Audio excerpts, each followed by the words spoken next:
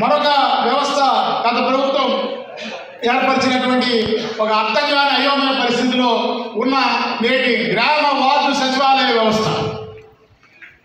ఈ గ్రామ వార్డు సచివాలయ వ్యవస్థ 21 లక్షల మంది పోటీ పెడితే, మిత్రులారా అర్థం చేసుకోండి, మనం కూడా అంటే అఫ్కోర్స్ నేను తండ్రి చచ్చిపోతే ఉద్యోగంలోకి వచ్చా, వారసత్వ ఉద్యోగంగా, నేనేం పరీక్ష రాయలేదు. కానీ మీలో చాలామంది పోటీ పరీక్షలు రాసి ఉద్యోగానికి వచ్చి ఉంటారు, లేదా వాళ్ళ మీ పిల్లలు, మీ తమ్ముళ్ళు, మీ చెల్లెల్లో పోటీ పరీక్షలు గ్రూప్ 4, గ్రూప్ 2, గ్రూప్ 1 రాసుకుంటారు. ఒక కాంపిటేటివ్ ఎగ్జామ్ అంటే ఏ రకంగా ఉంటుందో మీకు తెలుసు. 21 లక్షల మంది graduate and above education qualification ఉన్న వాళ్ళు పోటీ పడిన కాంపిటేటివ్ పరీక్షలో 1,30,000 మంది ఎంపికై వచ్చారు.